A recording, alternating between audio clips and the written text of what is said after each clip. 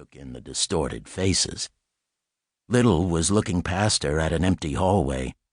The groundskeeper and the cook were home, snug in bed. This polite inquiry at the door was a last-minute check to make sure that there were no unexpected guests. Seeing no one, Little stepped back and snapped, "Go!" Big went through the door fast, one arm flashing in the interior light. Big was carrying a 2-foot-long steel gas pipe with gaffer tape wrapped around the handle end. Peebles didn't scream because she didn't have time. Her eyes widened, her mouth dropped open, one hand started up, and then Big hit her on the crown of her head, crushing her skull. The old woman dropped like a sack of bones.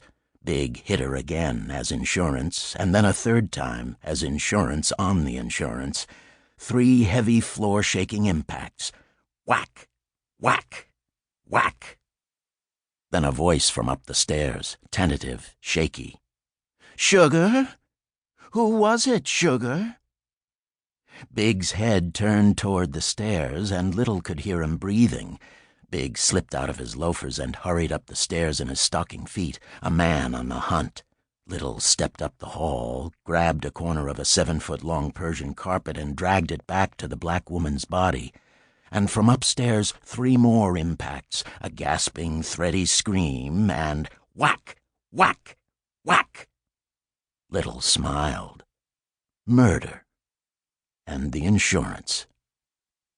Little stooped, caught the sleeve of Peebles's housecoat, and rolled her onto the carpet.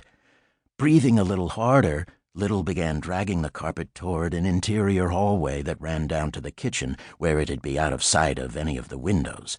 A pencil-thin line of blood, like a slug's trail, tracked the rug across the hardwood floor.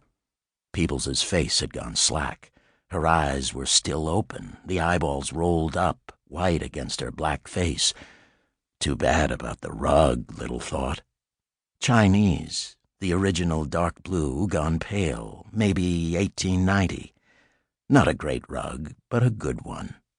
Of course, it'd need a good cleaning now, with the blood puddle under Peebles's head. Outside, there'd been no sound of murder. No screams or gunshots audible on the street.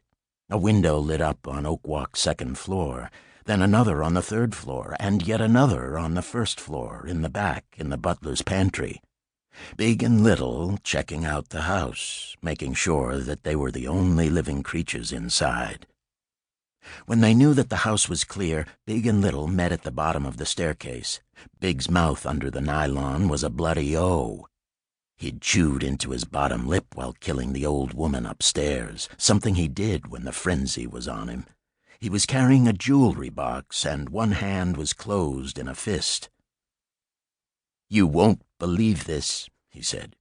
"She had it around her neck." He opened his fist. His hands were covered with latex kitchen gloves to show off a diamond the size of a quail's egg. "Is it real?" "It's real, and it's blue. We're not talking Boxsters anymore. We're talking SLs." Big opened the box. "There's more. Earrings, a necklace. There could be 500,000 right here." "Can Fleckstein handle it?" Big snorted. "Fleckstein's so dirty that he wouldn't recognize the Mona Lisa. He'll handle it." He pushed the jewelry at Little, started to turn, caught sight of Peebles lying on the rug.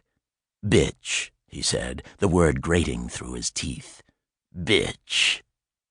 In a second, in 3 long steps, he was on her again, beating the dead woman with the pipe, heavy impacts shaking the floor. Little went after him, catching him after the first 3 impacts, pulling him away, voice hard. "She's gone, for Christ's sakes! She's gone! She's gone!" "Fucker," Big said. "Piece of shit." Little thought sometimes that Big should have a bolt through his neck. Big stopped and straightened, looked down at Peebles, muttered, "She's gone." He shuddered and said, "Gone."